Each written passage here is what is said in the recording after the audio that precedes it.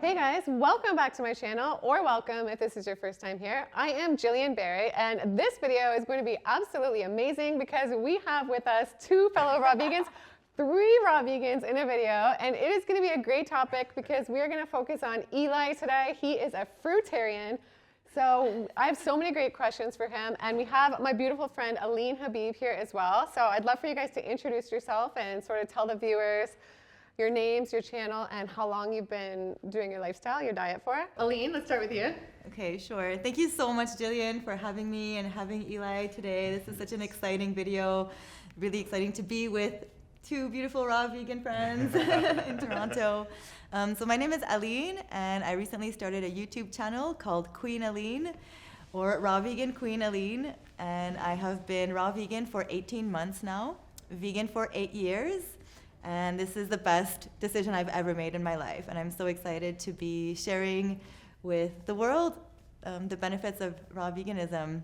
I'm so happy to have you on. Yay! Thank you. Yay! And so I'm Eli. My name's Eli Martyr. And yeah, I've been raw vegan for quite a while now. And like Gillian said, been fruitarian now for about 6 years, I would say. And yeah, so lots of great things that I like to share with the community about that lifestyle path.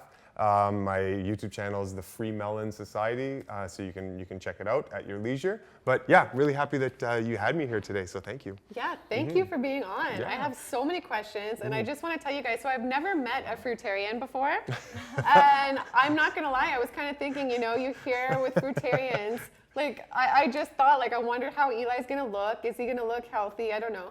And I met you, like, we just met today. Eli, you are maybe the healthiest looking person I've ever seen. I'm surprised because I eat a variety diet, and I really, in my opinion, I think like the variety is best. So I eat fruits, vegetables, nuts, and seeds, and I eat huge variety. So I was thinking, like, I don't know, right? I'm just being honest. Yeah. You look incredible. Oh, Christ. And I feel like you have the best aura of anybody I've ever met, and your eyes are just so bright. Come on, okay. No, take it, accept it. You look really good. Oh, thank you. That is beyond flattering. I don't know how to respond. I'm so bad with flattery. Thank you. Well, thank you're you. on the wrong I really channel appreciate then, it. No, I'm kidding. You Thank look great. you. So what do you typically eat in a day? Oh, man. Oh, you guys are too kind. Okay, what do I typically eat in a day? So, yes, the vast majority of what I eat is fruit. Vast majority. I would say 98% of the time I'd be eating fruit. So a day might be whenever I get around to eating, whether it's a breakfast, you know, like early in the morning, 10 o'clock, or even later, lunch, 1 o'clock, 2 o'clock. Whether I'm not too regimented on when that is. I kind of just, you know, if I feel like eating early, then I'll eat earlier. If I feel like eating later, I'll eat later. But typically it'll be, you know, a 16-hour, you know, intermittent fast, something like that, but often more. My first meal of the day could be a cantaloupe, maybe followed with a smaller fruit, maybe grapes or a pear, and that's it. It could be just the cantaloupe, or it could be just a melon, or it could be maybe a couple of oranges, usually a mono fruit meal. Yeah. Of some sort. So typically my first meal of the day will be a mono meal of some type of fruit. Yeah. Lunch and dinner, if they exist for that day, will probably be the exact same type of thing. Wow. A mono fruit meal. If I feel like getting creative, then maybe I'll do a fruit combination. Maybe I'll have bananas and apples, or bananas and pears, or some sort of combination of not too many fruits. I'd say about 3 max. Yeah. And that's really it. You know, it's always kind of boring to hear what I eat in a day, because it's just like, it's like, what do you eat in a day? It's like, oh, mangoes. Like, oh. It's not boring. It's People not, you love know, to hear it. But it's very I simple. do too. I'm so interested. Yeah. And I just want to bring this up right now. I know maybe people think like raw vegans or fruitarian, like do they have that much energy? I mean, we have more energy than we've ever had in our life. And Eli, I just heard, he is actually a stuntman. So he is a fruitarian stuntman. So I mean, fruit is clearly amazing. I mean, Yeah. we have different diets, so I'm not like, I don't do the fruitarian diet, but I'm just so interested in you. I think this is so incredible. Oh. And clearly you have a lot of energy if you're a stuntman. Gaining energy is one of the things that you can pretty much expect regardless of what version of a vegan diet you go on. So let's just get that out of the way. If you're not doing that lifestyle, then you can expect a lot of great things to happen for you, for your health and wellness if you adopt that vegan lifestyle. And there are many, like I was saying, there are many versions that can take. There are many types of vegan diets that you can adopt. And I can advocate very, very strongly for a fruit-based lifestyle or a lifestyle that includes the vast majority of your content coming from fruit. Like Gillian said, I'm a stuntman. I'm a professional stuntman. I've been doing gymnastics and martial arts for my whole life. And so we're doing a lot of physical activity every day. When we're at set or on set working, we will be doing fight scenes, doing all sorts of action that some people might imagine, okay, you wouldn't be able to sustain that type of physical activity if you were only eating fruit. And so I guess that's where it's good that I come in to tell you, actually, I live like this every single day, and I have been for a long time, and it most definitely is sustainable.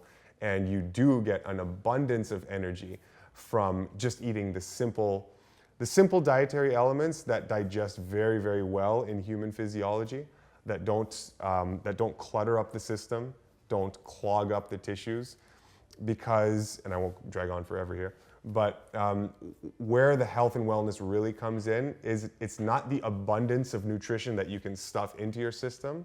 Where the health and wellness really starts to come alive is when the tissues are uncluttered and free from metabolic wastes and all the different acidic waste products and toxic byproducts that you get in the food, from the air, from wherever it's coming from. But if you minimize that when it comes from the diet, and you're eating things that do really, really well in the human body, that digest very easily, very quickly, and that are eliminated with very minimal waste products. So fruit and vegetables, these things are eliminated, and it's carbon dioxide and water essentially is the waste product that you're generating when you're eating these high carbohydrate water content fruits and vegetables. And so when you're giving your body an easy time dealing with these things, and there's not much toxic waste that's generated from their breakdown, what happens is that your body is now not expending so much energy to digestion that there's a lot that's freed up to do all sorts of other wonderful things for your body. And yeah, living this lifestyle, I definitely feel that, lots of improvements over time, lots of changes. But yeah, in essence, that's how I would encapsulate my so lifestyle. Well said. Mm-hmm. Yeah, very well said. Sorry, I'll let you ask a question too in a minute. I just want to ask a couple more. It's okay. I'm just wondering, so how did you get started on this lifestyle? Like, I know a lot of people have an interesting before and after story. I'd love to hear yours. So my before and after story, the reasons why is, again, not very exciting. It was just from reading and studying and just being really interested in physical activity, health and wellness, because that's the background I'm coming from. So I always had that interest, all throughout my life. Mm-hmm. And so, it was I guess just a snowball effect of the type of literature that I was consuming over time. And I started to get really curious and interested with natural law and natural science, human physiology, what human beings are designed to do, what they're designed to eat by nature. And so as I started discovering those things and reading into that literature, I got started by recognizing that human beings, like every single other animal on the planet, have a species-specific diet. Nature didn't make any mistakes in this regard. So we are equipped, if you're a human being, you're equipped with natural sensitivities to the diet that you're eating that in a natural setting would preclude all the other dietary elements that are not physiologically compatible with that organism's design by nature. So what does that mean? So it means a chipmunk is never going to decide, I could go for some hyena tonight. That's never happening, right? A woodpecker is never considering blue whale soup for dinner, right? And I mean, nobody cooks their food too, except And for humans, right? We're exactly. the only ones to cook the food. Right, right. So these are kind of human contrivances that we take to our diet because we can, and because it's been a cultural staple for human beings for so long. So what I was doing in my research and my lifestyle was I just simply divorced myself from that. I said, okay, let's assume that I don't have any of the human contrivances at my disposal. What would my physiology be capable of tackling in terms of food? And when you eliminate that, you're really left with only a small percentage of the foods that we're told are human nutrition, human diet. And that would be fruits, vegetables, the soft leafy green variety of vegetables, and nuts and seeds. Those are essentially your human foods. Most other things, even if we're talking about like dense, hard to digest vegetables, when you really think about it, I mean, if you've ever walked into a store, I can almost guarantee you've never considered just scooping up some kale and going, oh my God, I can't wait to eat this kale on its own by itself, right? Usually we mix it with other flavors in order to disguise the taste of the kale, right? Because what we're after is the texture with other flavors mixed in. But what we don't really want is the flavor of the kale, because for human beings, generally it's gross, right? And however, not so with nuts and not so with fruits. Those are really the only foods, that you can really relish in their natural, unadulterated state, which is exactly how all examples of life on planet Earth operate. They all must, no exceptions, eat only things that their physiology gears them to, and that their sensitivities lead them to, and that they don't have any other choice in this regard. So, a giraffe is going to eat just leaves for its whole life. For people who are fans of the channel, they know I always mention giraffes. I always refer to giraffes. I don't know why. It's an obsession of mine. I don't know. That's good. Giraffes are amazing, They're really cool animals. They deserve the shout out. Yeah, I mean, you'd be convinced they were aliens if you'd never seen a giraffe. Like, what the hell is that thing? Yeah, true. Giraffe. Yeah, so they'll eat leaves for their whole lives, and they'll be perfectly happy, perfectly healthy. They won't encounter any of the human spectrum of diseases that we assume are normal. They're not normal. They're just a product of how we live our lives. And it's the same with all the other animals. They seem to not need any specialized knowledge to know what their food is and how to conduct their lifestyle in a way to generate continuous and perpetual health and wellness. And so the only thing that I've done in my life is I've simply harmonized with that, with that recognition and with that understanding that human beings do have a species-specific diet, that we're not different from any of the examples on life. Nature wasn't, silly to curse us. These humans are going to have to create fire and invent all sorts of contraptions and contrivances to change their food before it's eaten. No.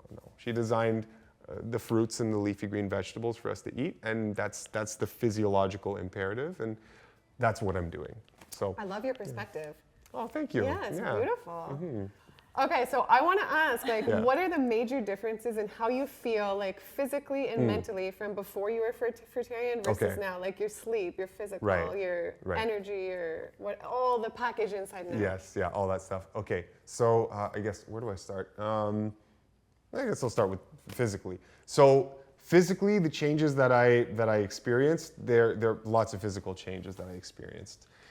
I'm a gymnast and martial artist, so I'm always, well, not always, but I do flexibility routines. I do, strength training and the whole works. So one thing I noticed is that my flexibility, my joints and my muscles were always very loose, and they started to become very loose and pliable and just flexible without having to do much flexibility. So I was little aches and pains that might have resided in the joints or in the muscles or if I do, let's just say I do a particularly hard exercise program one day, you have to recover for several days, and I found that my recovery was also just out of this world fast. So in very, very fast recovery, I noticed that I was very flexible without having to try, without having to work on flexibility. Everything just kind of opened up and became very, very loose and nimble without having to spend too much time devoted to it.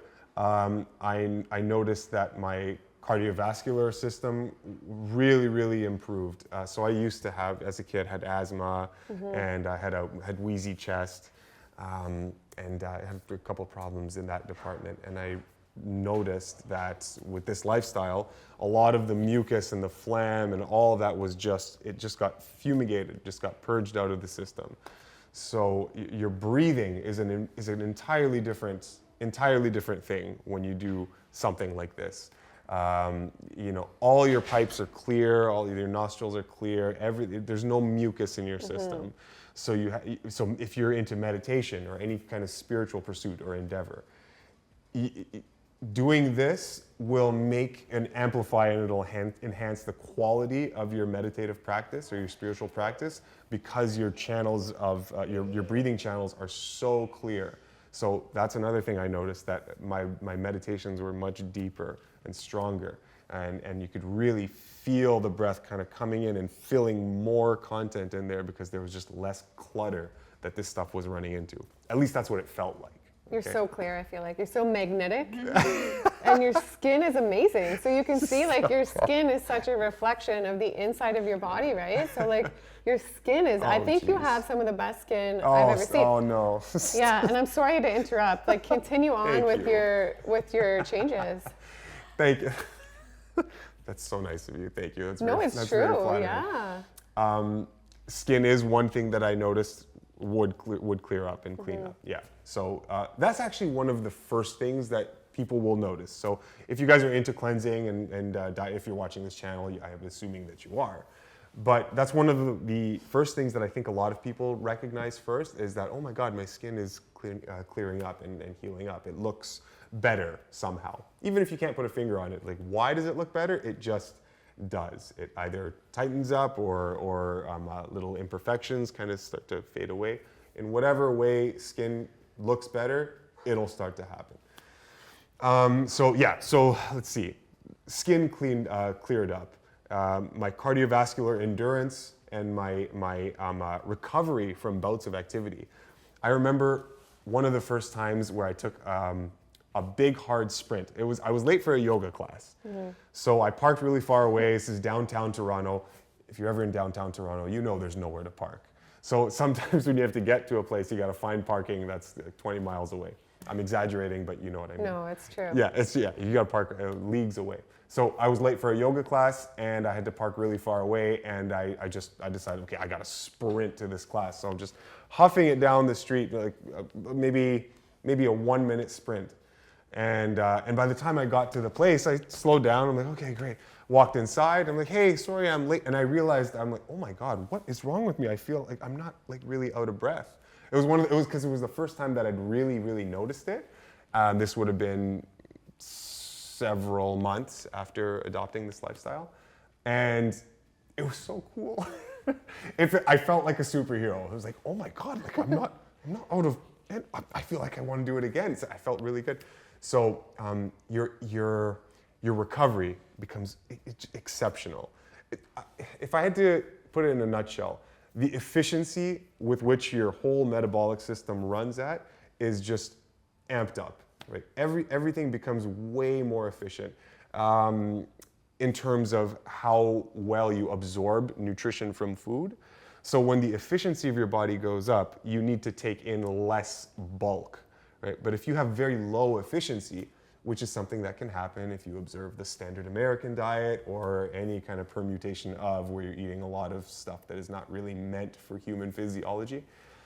What happens is, because you're loading yourself with so much bulk caloric content, your body and its intelligence says, okay, you know what? We're getting this huge influx of all sorts of stuff from the environment. So I don't need to be as efficient with what I'm absorbing, because there's just so much goddamn bulk. There's No, so it's much okay. bulk. Yeah. It's later in the video. You can say things. Okay. All right. Cool. It's allowed on YouTube. It's but allowed on YouTube, Not in yeah. the beginning. Don't Yeah. swear. F this, F that. But later on, you can. Okay. Cool. I know the rules. Okay, cool. All right. So yeah, so there's just so much crap coming in that the body says, okay, I don't need to be as efficient. But then all of a sudden you scale back on that, and then all you're putting in is these high water content fruits and vegetables that are cleansing and doing all these wonderful things for your body, and not as calorically dense. So now your body, in its intelligence, says, okay, I'm going to ramp up my efficiency, and I'm going to start absorbing more and getting more from each individual element that comes in.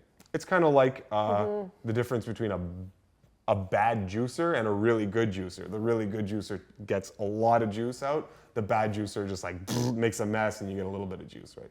That type of thing. So lots of different changes that I experienced. Sorry, I don't want to drag on for too long. Odors, body odors, toilet odors, they all go away. Yeah.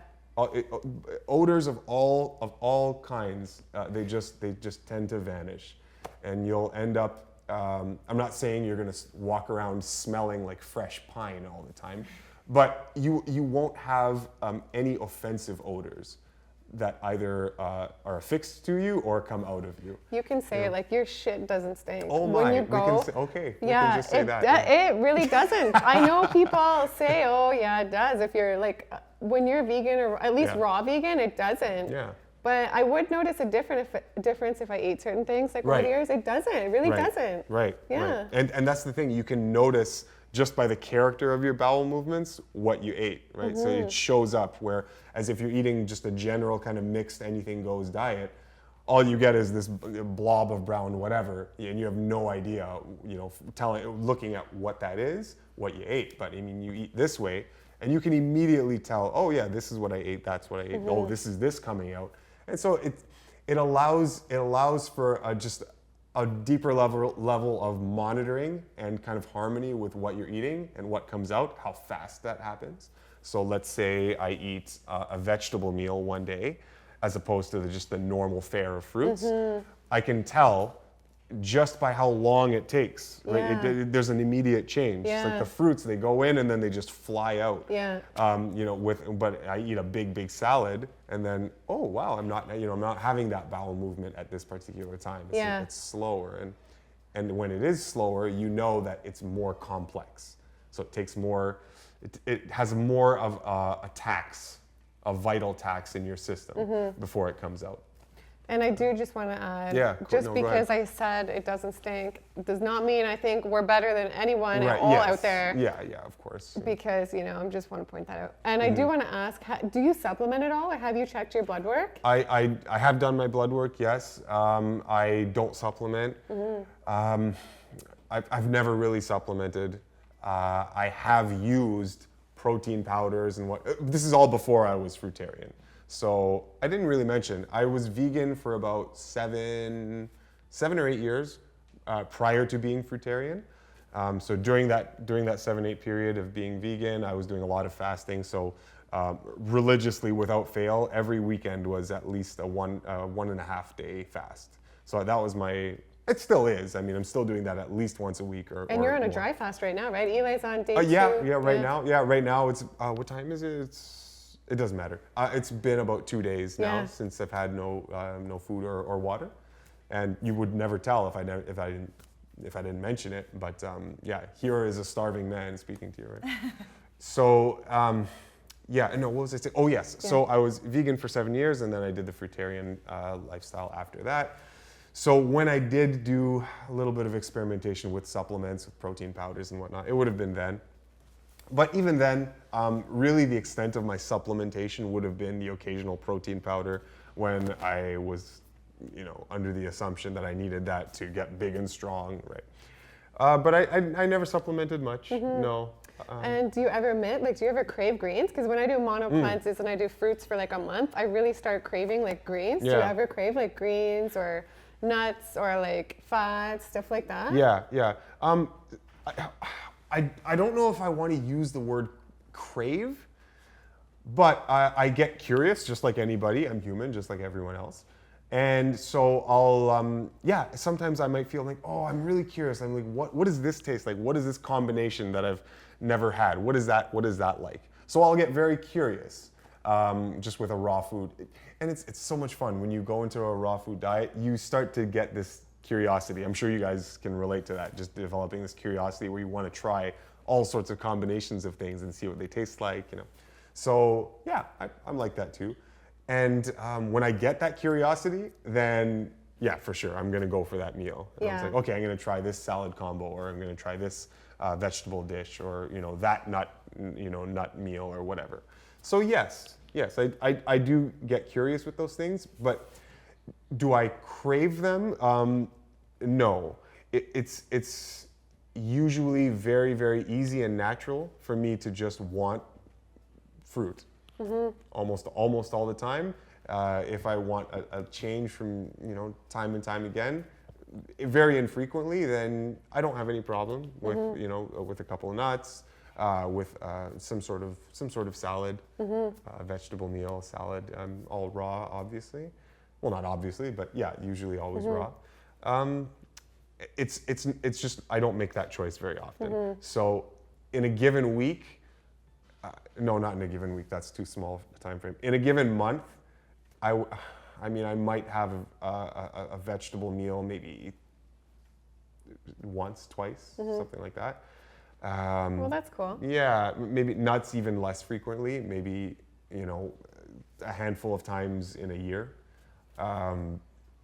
But yeah, so most of the time it's fruit. Do I have cravings? No. But am I a curious human being? Yes. So when I do get those curiosities, then I have no qualms about just eating those things, because they work in human physiology. You don't need to process them. You don't need to do anything for it. You can if you want to, but you don't need to, is what's important to take note of. So you can eat them in their just natural state, as is produced by nature, and those are the foods that I stick with. Yeah. And I want to say too, like, I think people can tell through the camera, but definitely in person, like, you look so young. I definitely thought, if you're okay with sharing your age, I'm sure. No, right? no problem. No, Okay. I'm 38. I'm 38 years old. Yeah. And I thought you were in your 20s. You look really amazing. Yeah. Well, thank you. Yeah. Thank you. So sorry, I've been a question hog, and I know Aline has, like, you want to ask some questions as well? Sure. Well, I just want to start by saying how much Eli has helped me over the last 2 years since I discovered his channel in My pleasure. transitioning, yes, from a cooked vegan diet to a more fruitarian-based raw vegan diet. So for me anyway, it was kind of a little bit of an ideal that I didn't even see myself reaching at the beginning, because I was still transitioning and I was still eating a lot of cooked foods. So, but listening to your videos over and over again, and listening to just the simplicity of it, really. I mean, it's complicated sometimes, but when you really think about it, it is a simple way of life. And so I'm just curious, like, what advice would you give to viewers who maybe have never even had a vegetarian day, or are just starting to be curious about this lifestyle? Like, maybe just eating fruit might seem like a little scary of a leap, but like, what advice would you have to give? Yeah. No, well, that's understandable, because I mean, well, even for me, when I first came across that body of knowledge, that body of information, yeah, it's a bit of, oh my God, really? This is something that you can do? So yeah, there's that, what you notice is that you get that bit of cognitive dissonance, right? It was like, that can't be right, because I've been living this particular way for my whole life, and so I couldn't have been wrong all this time, right? So you get a little bit of that, right? You tell someone, hey, bread is bad for you, or whatever, right?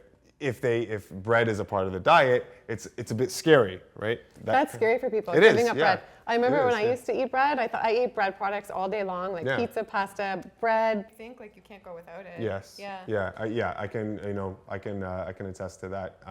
You may think that you have a strong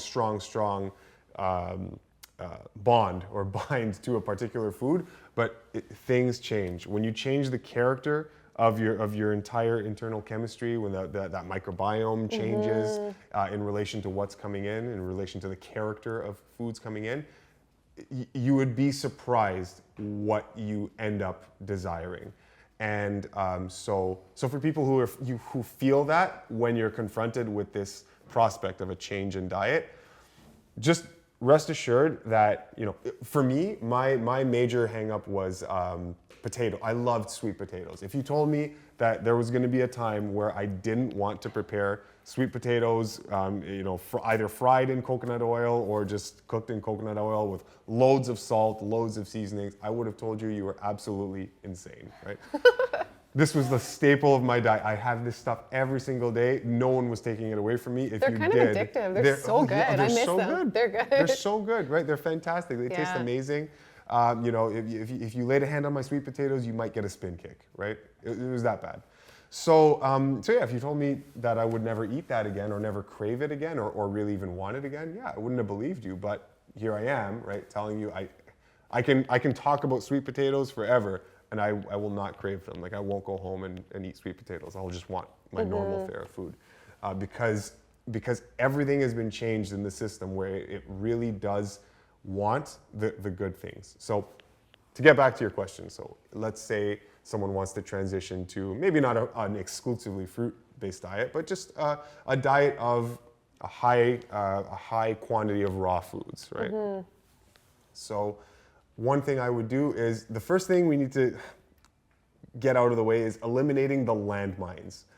So the major landmines that really get in the way, that really corrupt, I would say, the physiology, is harmful stimulants, seasonings, like excessive oil use, excessive like salt use, and sugar, like added sugar. So those three things, if you can start with those, start by eliminating those or drastically reduce the usage in the diet, I think just that alone goes a very long way to resensitizing your system to the natural flavors that are inherent in the food itself.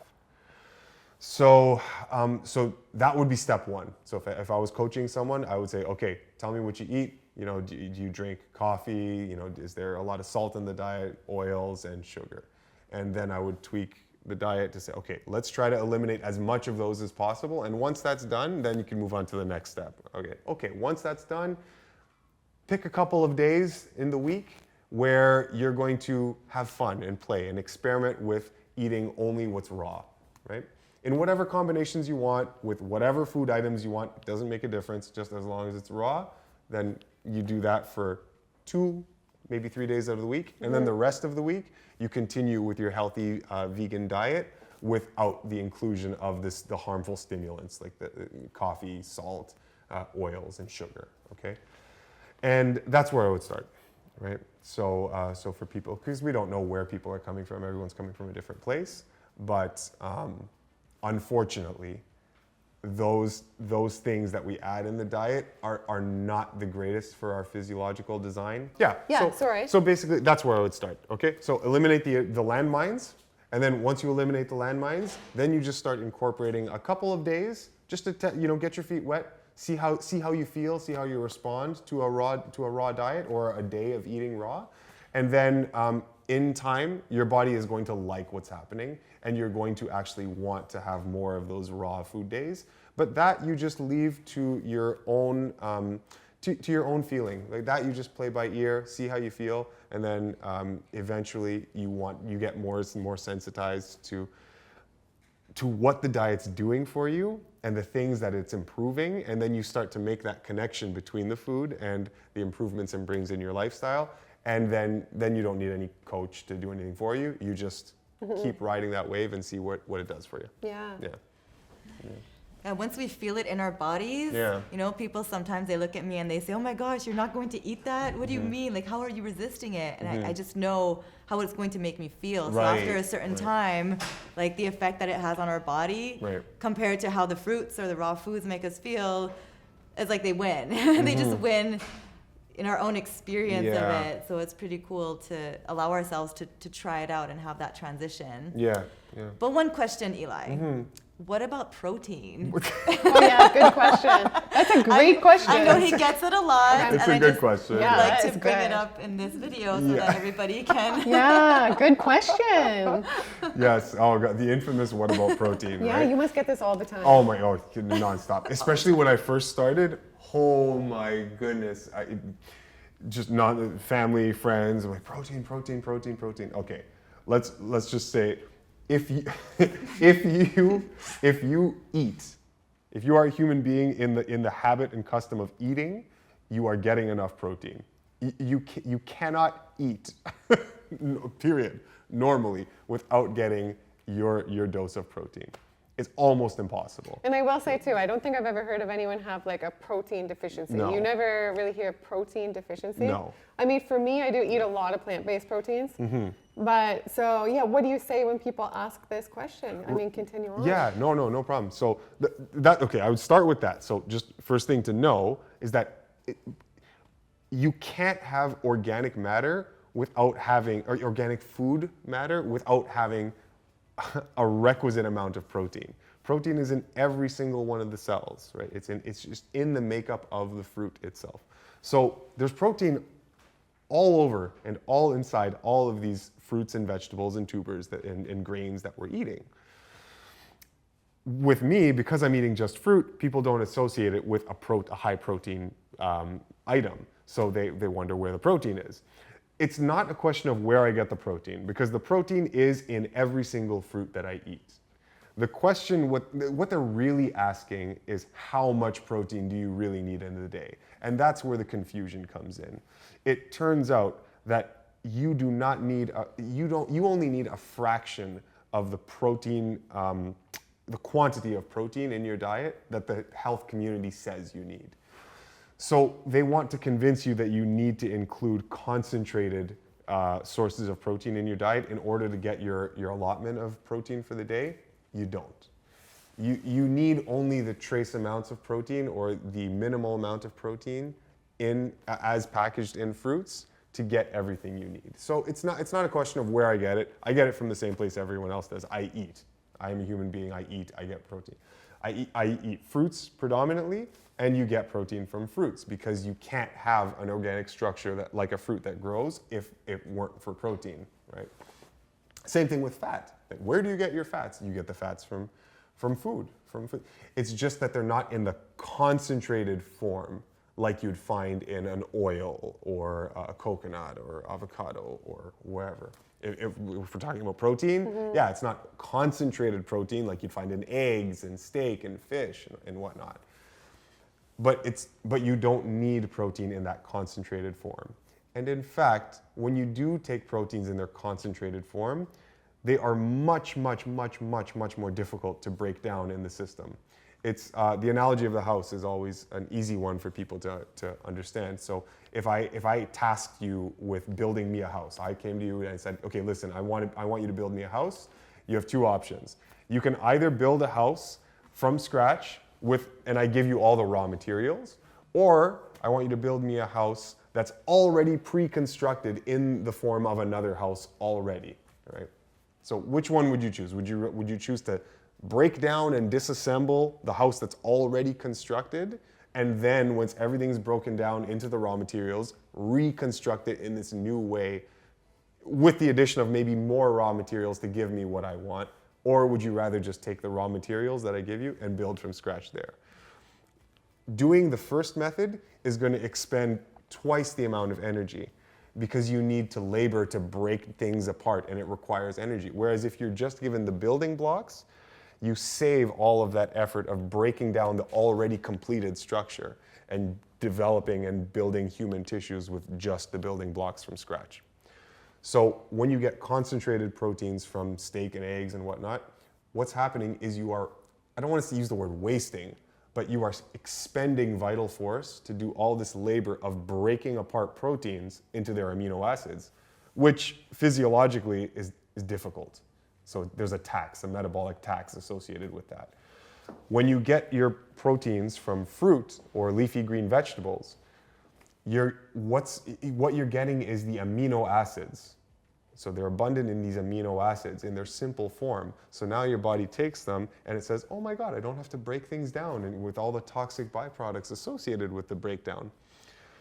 Because in chemistry, you can't break things apart without a byproduct, right? There's always a byproduct in chemistry of these types of operations. So now your body doesn't have to do any of that. So it says, okay, I'm just gonna build with the building blocks. And so you save all of this energy that goes all over your body and does things that your body wants to do with all this extra energy that you save. And all of your structures and tissues are sustained and maintained off of just what you get from those fruits. So that's, in a nutshell, I guess that's what I would say about that. You can't avoid not getting enough protein. Well said. Yeah. Well, this has been great. Thank you so much for being on. I think to end it off, maybe we each say, since we're all raw vegan, our favorite part about the diet, and then we will let everybody go. So I'll start with you, Eli. You've been our main guest here, so I would love to hear your favorite part about being a fruitarian. Yeah, favorite part about being a fruitarian is how it makes you feel. Just how it makes you feel. You feel lively. You feel energetic. You feel clean. I can't speak highly enough about what it feels like to wake up every morning and actually feel clean. The tissues are just unobstructed, unencumbered. And that feeling of cleanliness, I got addicted to that, and that's one of my favorite parts about being a vegan, and particularly in my case, a fruitarian. Amazing. Yeah. And Aline? I'll add to that, but definitely the feeling of being clean. Yeah. Personally, physically and also mentally, I struggled with depression my whole life and anxiety and a lot of addictions. So for me to have like clear thoughts, because the body is connected to the mind. So for me to just to have a clear mind and a positive outlook on life. Also manifesting things like when we change our vibration, I feel like my whole life is just falling into place. My purpose has been revealing itself more and more as well. So on the spiritual side too, like deeper connection to God, deeper connection to angels and to beautiful light workers in this world. So definitely I've just been like upgrading and up-leveling on all levels, physically, mentally, spiritually. Yes. Amazing. You're both so amazing. Awesome. Yeah, well said. Yeah, very well said. Well, you guys have been great. And I'll just say my favorite part is definitely how much energy I have. I have constant energy. I am literally never tired, even if I don't sleep at night, which I don't many nights because my kids keep me up. And just my overall happiness. I feel literally like a 10 or 11 out of 10 on the happiness scale. And I used to suffer from a lot of depression. So it's so worth it for me. And I just want to say thanks again, you guys. This has been so much fun. Thank you so much. Yeah. No, it was great. I'm really happy that we got a chance to come here and talk to you about all this kind of stuff. Connect. And I truly hope you guys love this video. If you did, give it a big thumbs up. Make sure you subscribe because I post great weekly content. Go follow Aline and Eli. I will link them down below as well. And I will see you guys in the next video. Bye. Cool. Thanks, guys. Bye. Thank you.